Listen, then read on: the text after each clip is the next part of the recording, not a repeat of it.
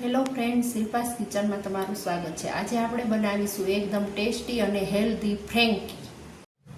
તો તેના માટે આપણે લઈશું ઘઉંનો લોટ, મેંદો, કોબી, ગાજર, ડુંગળી, મરચું, વિનેગર, ગરમ મસાલો, શેકેલ જીરાનો પાવડર, બાફેલા બટેટા, આમચૂર પાવડર અને મીઠું। તો આપણે આ વિનેગર લીધું છે, એની અંદર આપણે આ લીલું મરચું કટિંગ કરેલું છે તેને એડ કરી દેશું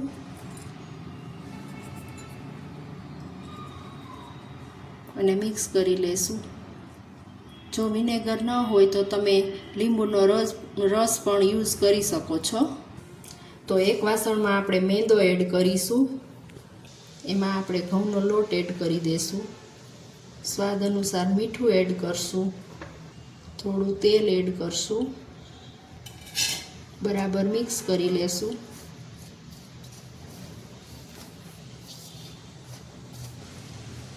પાણી ઉમેરી અને થોડું પાણી ઉમેરી અને લોટ બાંધી લેશું। રોટલીના લોટ જેવો મીડિયમ લોટ બાંધવાનો રહેશે। લોટ બાંધીને રેડી થઈ ગયો છે। આપણે થોડું તેલ એડ કરી અને લોટને બરાબર મસળી લઈએ।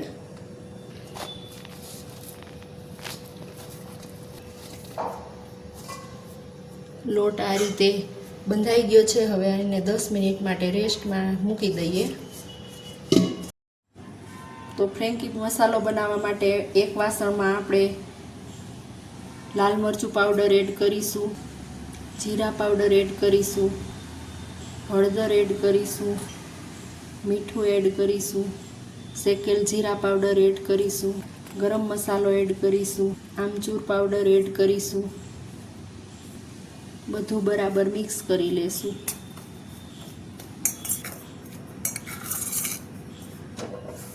તો આપણે ગેસ ચાલુ કરી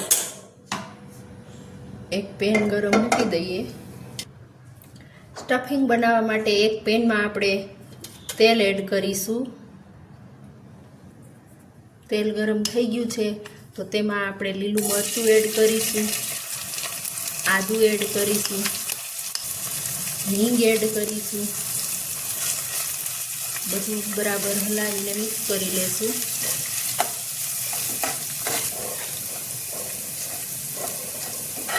બધું બરાબર સતળાઈ જાય એટલે આપણે એમાં ફ્રેન્કી મસાલો એડ કરીશું। જે આપણે પહેલાં બનાવીને રાખેલો હતો તે ફ્રેન્કી મસાલો એડ કરી દેશું।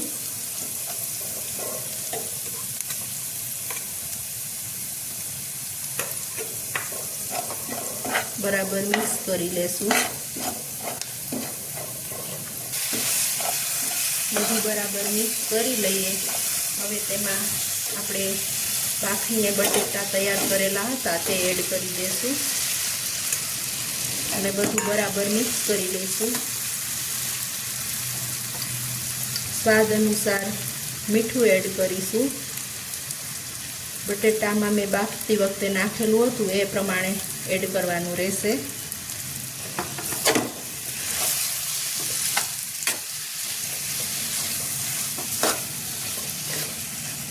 બધું બરાબર ચલાવીને મિક્સ કરી લેશું। આપણે આ સ્ટફિંગ બરાબર મિક્સ થઈને રેડી થઈ ગયું છે। તો લોટ ચેક કરી લઈએ। લોટ બરાબર સેટ થઈ ગયો છે। હવે તેનું લૂવું લઈ અને આપણે રોટલી વણી લેશું। તો આપણે રોટલી જેવી રીતે વણી લેશું।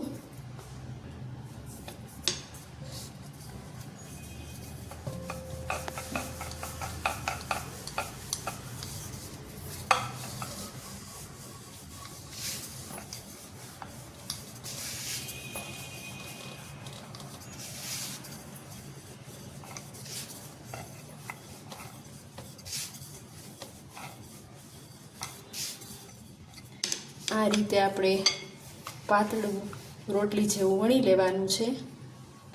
આપણે આ તવી ગરમ થઈ ગઈ છે તો તેના ઉપર આપણે ફ્રેન્કીની રોટલી કાચી પાકી શેકી લેવાની છે।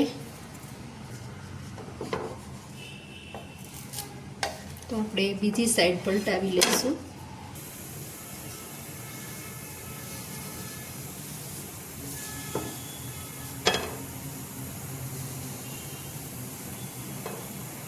ફ્રેન્કીની રોટલી આપણે પ્રોપર નથી શેકી લેવાની, કાચી પાકી જ શેકવાની રહેશે.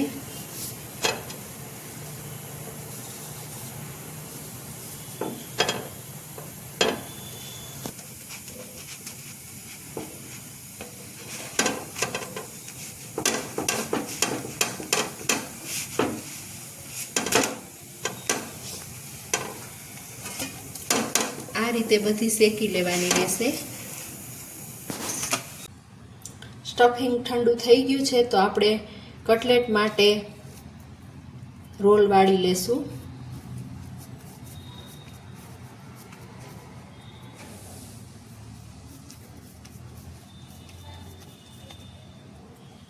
આ રીતે બધા જ વાળી લેશું.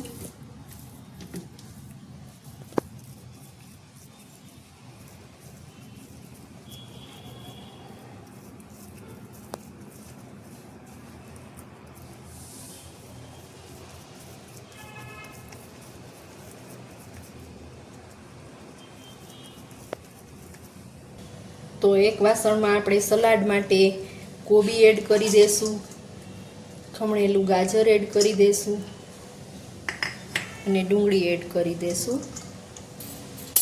બધું બરાબર મિક્સ કરી લેશું.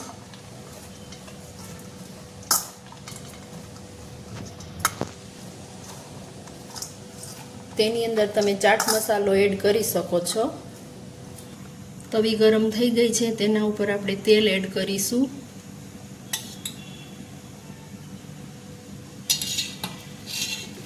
તેમાં આપણે આ કટલેટ શેકવા રાખી દઈશું.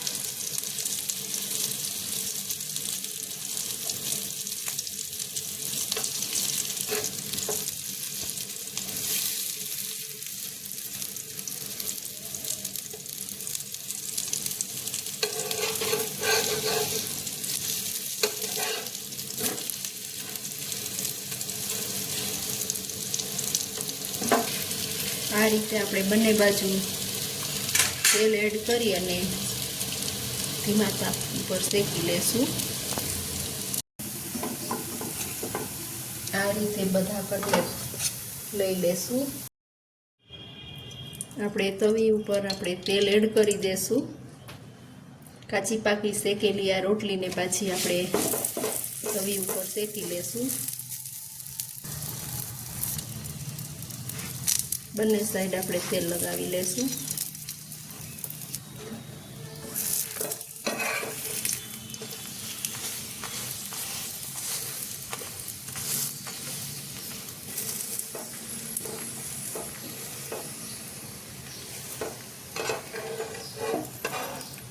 આ રીતે આપણે શેકી લેશું. તો આપણે રોટલી લઈ લેશું. તેની ઉપર આપણે કટલેટ રાખી દેશું. તેના ઉપર આપણે વિનેગર અને મરચું એડ કરી દેશું. તેના ઉપર ટોમેટો કેચઅપ એડ કરી દેશું.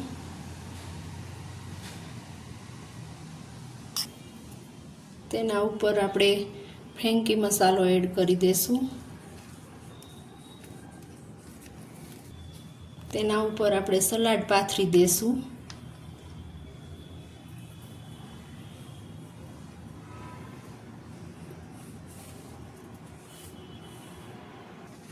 હવે આપણે આ રીતે વાળી અને ફ્રેન્કીનો રોલ વાળી લેશું.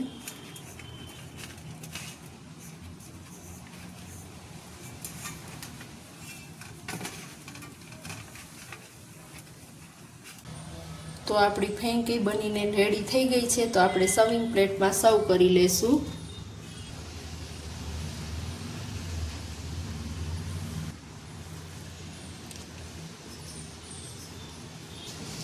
ટોમેટો કેચઅપ સાથે સર્વ કરી લેશું.